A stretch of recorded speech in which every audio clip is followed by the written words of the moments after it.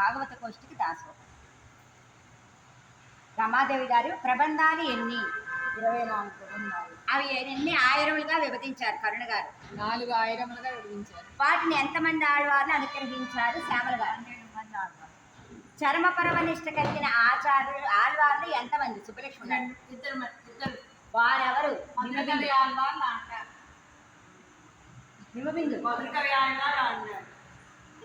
ఆళ్వారు వరుసక్రమంలో కులశేఖర ఆళ్వార్లు ఎన్నో వారు? ఝాన్సీ గారు. 7వ వారు. ప్రబంధాలు కన్న తల్లి అని పెంచిన తల్లి అని ఎవరెవరిని అంటారు? సరస్వతి గారు.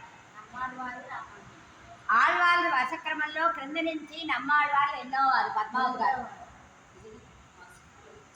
యామనాచార్యులు భగవద్ రామానుజులకు తిరువడి సంబంధం ఆచార్య రత్నహారంలో వారు ఎన్నో వారు? రామనాచార్యులు భగవత్ రామానుజులకు తిరువడి సంబంధం. తర్వాత ఆచార్య రత్నహారంలో వారు ఎన్నో వారు? శ్యామల గారు.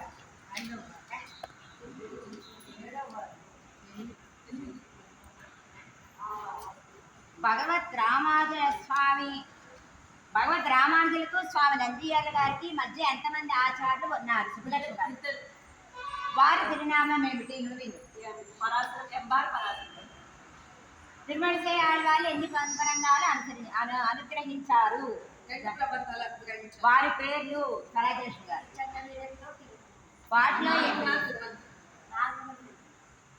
వాటిలో పాసురములు ఎన్ని? విచ్చందగిరి 180, చాల్మకం తిరువందాలం 96. ఆచార్య రత్నహారంలో మొదట చివర మధ్యనున్న ఆచార్యుల తిరునామములు? శ్యామల గారు.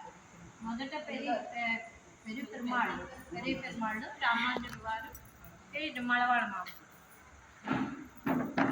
మొత్తం ఆచార్యులు ఎంతమంది? సుబ్బలక్ష్మి. 18. ప్రబంధాల లెక్కలోకి వస్తుంది కానీ పాసనం లెక్కలోకి రాని ప్రబంధం పేరేమిటి? దాన్ని రచించిన వారు? ఝాన్సీ గారు. ఓకేనా? ఎవరు అనుగ్రహించారు? గోదాదేవి. అందులో ఎన్ని పాసురములు ఉన్నాయి? 30 పాసురములు.